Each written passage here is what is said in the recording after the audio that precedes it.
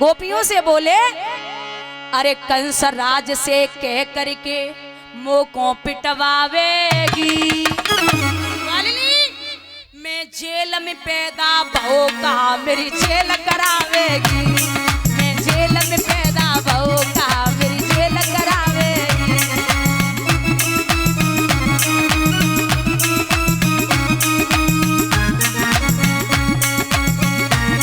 जय हरि।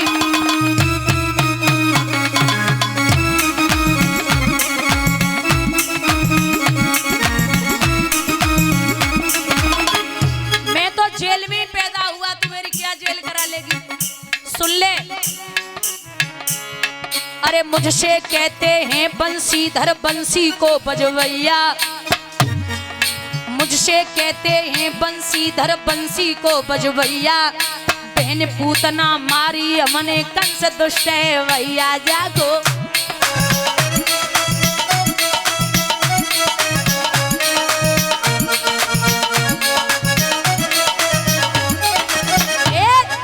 कंसराज से कह करके, कंसराज से कह करके का रेल चलावेगी।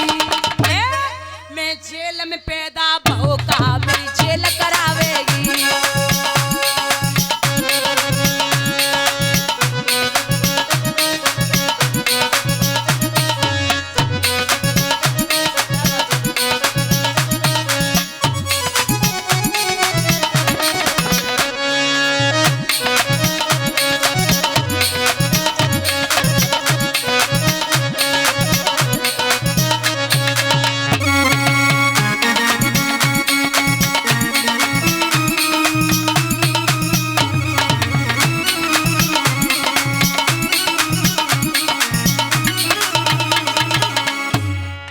लगा मती बाजी पर बाजी मिट्टी सी छट जावेगी। लगा मती बाजी पर बाजी मिट्टी सी छट जावेगी। आज तही की तेरी मटकिया सिन्नी सी बट जावेगी। आज तही की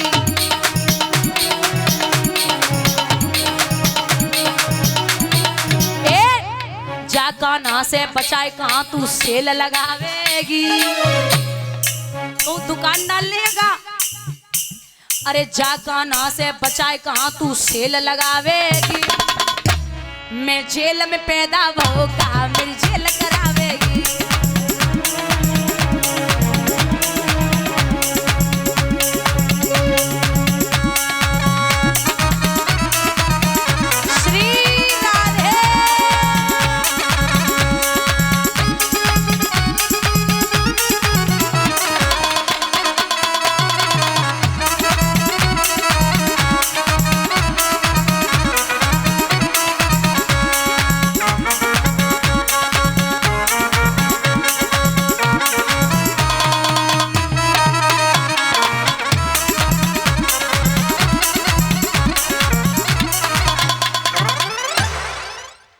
भगवान के ऐसे उपद्रव रहे।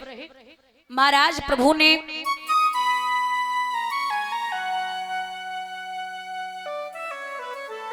एक समय कहा है मैया यशोदा से, माँ अब मैं बड़ा हो गया हूँ, एक काम कर, सब गैया चराने के लिए जाते हैं तो मुझे भी भेज दे।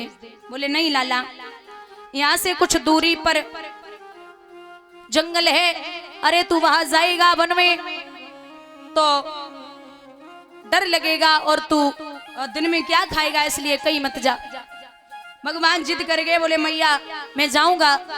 भगवान ग्वाल बालों के साथ में जब गैया चराने के लिए पहुंचे तो वहां पर एक कंस का भेजा हुआ धेनुकासुर नाम का राक्षस आया। भगवान ने पूंछ पकड़ी, 100 योजन हवा में घुमाया, जमीन पे मारा है, खत्म हुआ। फिर बकासुर नाम का दैत्य आया, भगवान को निगल लिया। भगवान ने मोटा सा गर्म शरीर किया, अंदर से चोंच को पकड़ करके फाड़ा और बाहर निकल आए। एक दिन ग्वाल बालों को लगी है भूख, तो भगवान ने ग्वाल बालों से कहा कि जाओ यहाँ से कुछ दूरी पर ब्राह्मण देवता स्वर्ग की कामना में यज्ञ कर रहे हैं, तुम उनसे भोजन मांग के आओ। तो ग्वाल बाल जब ब्राह्मणों से भोजन मांगने के लिए चले हैं दादा, ग्वाल बालों ने कहा कि हे प्रभु हमें भूख लगी है। ब्राह्मणों ने जवाब दिया आप कौन है? बोले मैं यदुवंशी हूं, कृष्ण ने भेजा है। बोले अरे हीर गंवारो, दर्पण में अपना मुख देखा है जो भोजन मांगने आ गए? अरे ये स्वर्ग की कामना में यज्ञ हो रहा है, भाग जाओ। भगा दिया। भगवान ने कहा ले आए भोजन? बोले नहीं दिया। क्यों?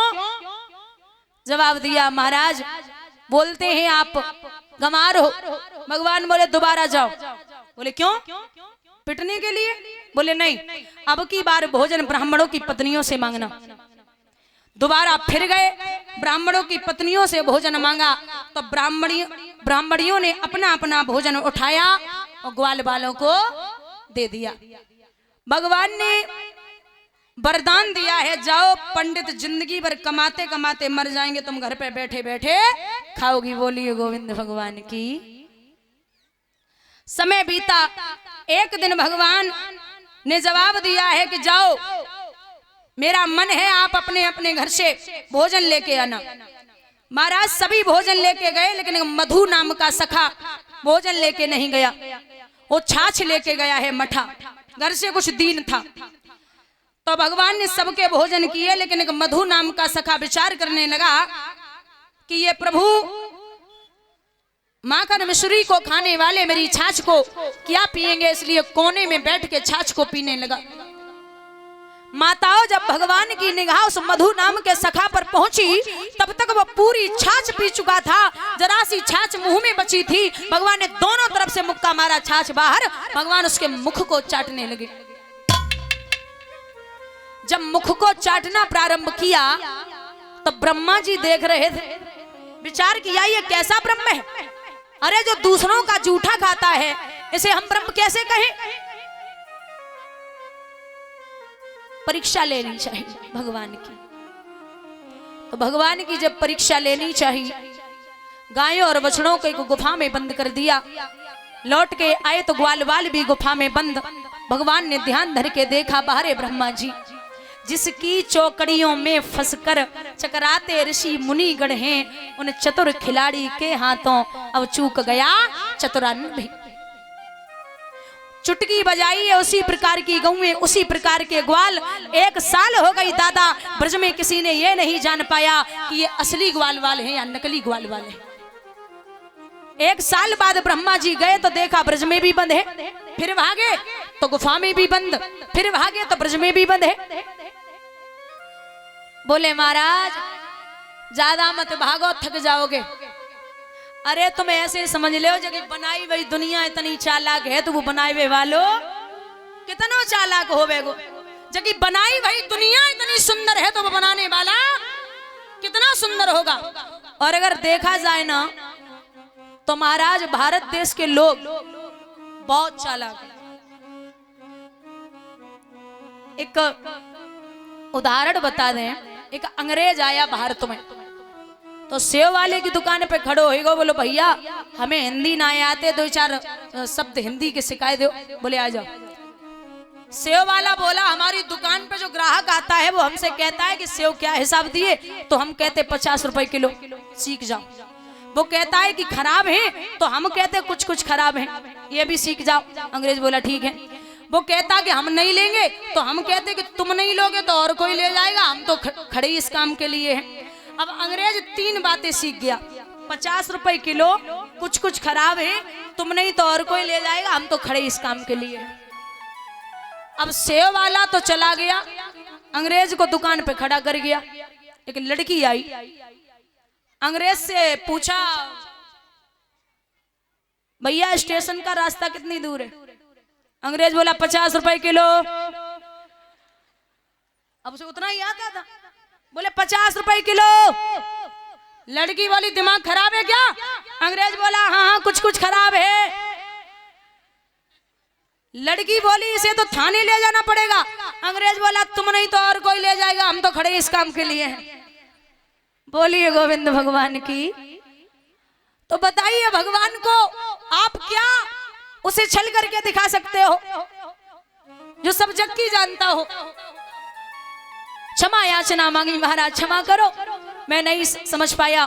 भगवान ने माफ किया। कथा आती है दादा, प्रभु ने कालिया नाग को किस प्रकार से नाथा है। तो विलोक्यम दूषिताम कृष्णा कृष्णा कृष्ण है ना विमह तस्या विशुद्धिम मनिवच्छनः सर्पतम दावाशयत।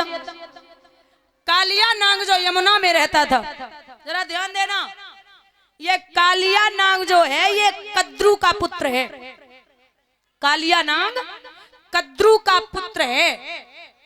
हर अमावस्या को भगवान के पार्षद गरुड़ जी को एक सर्प की बलि दी जाती थी, लेकिन कालिया नाग ने सुना कि गरुड़ जी को बलि देते हैं तो जैसे ही अमावस्या आती उसके एक दिन पहले सर्प को मार देता। अब गरुड़ जी को यह बात पता चली है कि ये अन्याय हो रहा है, तो गरुड़ जी ने बड़ा क्रोध किया। गरुड़ में और कालिया नाग में युद्ध होना शुरू हुआ। इतना युद्ध हुआ, गरुड़ जी ने अपने पंखों के वेग से कालिया नाग को परास्त कर दिया। आप ये सब जानते हैं गरुड़ और सर्प में बड़ी दुश्मनी है। कालिया नाग को परास्त कर दिया। कालिया नाग रमणक द्वीप से भागा और भाग करके महाराज यमुना जी में पहुंचा। इनके पीछे पीछे गरुड़ जी, सौवर ऋषि ने रास्ता रोक लिया। बोले कहां जा रहे हो गरुड़? बोले महाराज कालिया नाग को मारना है। बोले अरे छोड़ दो। बोले नहीं। तो सौवर ऋषि बोले शायद तुम्हें पता नहीं, अगर आपने कदम रख दिया यमुना जी में तो आपकी मृत्यु हो जाएगी।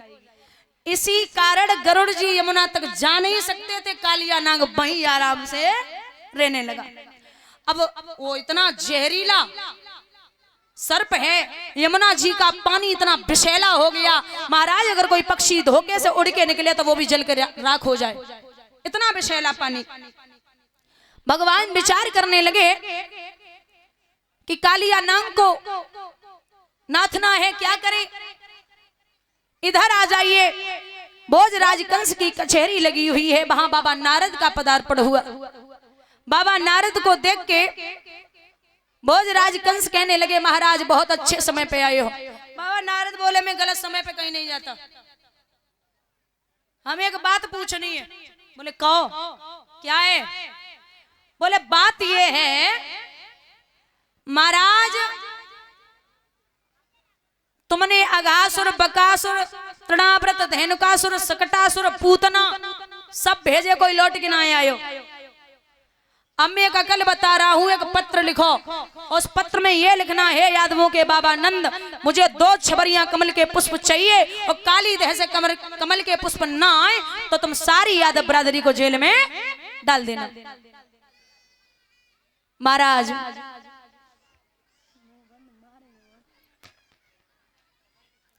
तो भैया पत्र लिखा। बाबा नंद ने जब चिट्ठी पढ़ी बहुत रोए।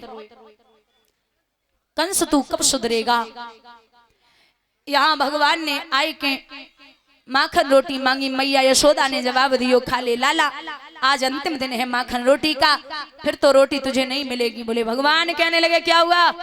माँ तू ना जाने शायद भैया मारेंगे एक लात तो 60 कोस उड़ जाएगा, मोहन के एक तमाचे में वो नीचे न उठने पाएगा, तू हमें माखन रोटी दे दे।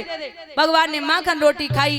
दामा, संकीर्ण, मदन, छदामी, बलदाऊ भैया सबको लेके भगवान काली देह की तरफ चले। हुआ ऐसा, तालियों का साथ देते हुए बोलेंगे काली दे पे खेलन आयो री ओ मैया तेरो लाला काली।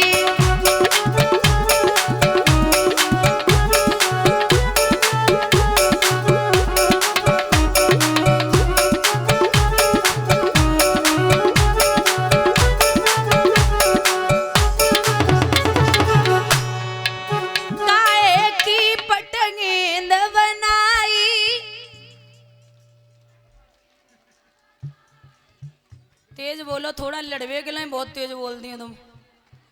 एक बार हाथ ऊपर उठा के, क्या बात है। काहे की पटगेंद बनाई हेलो, पीछे का नींद में हो? बोलो। काहे की पटगेंद बनाई,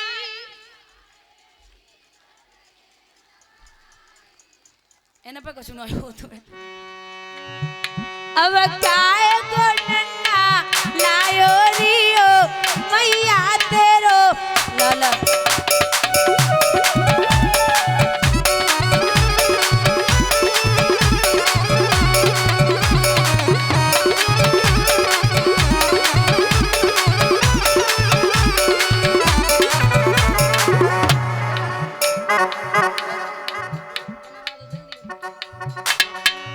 रेशम की पटगेंद बनाई,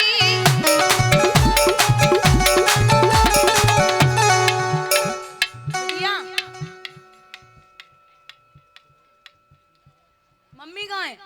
मम्मी जब मोमबत्ती बुझवाएगी आओ, जाओ जाओ। अब चंदन डंडा लायो रियो मैया तेरो लाला।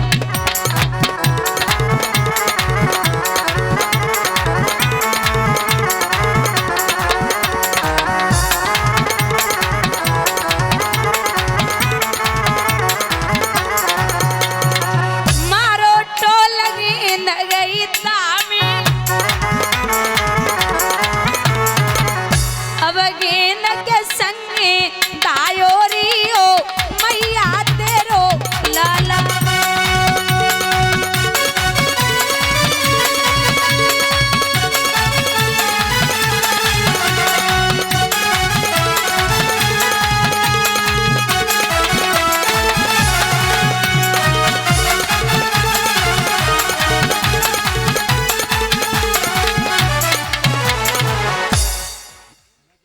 मेरे भैया, आज भगवान ने सबकी नजर बचाई कि वो दामा ने जो गेंद दी थी वो काली देह में फेंक दी। दामा ने झपट के पीताम्बर पकड़ो कन्हैया, बात बाद में गेंद पहले। भगवान बोले छोड़ दे।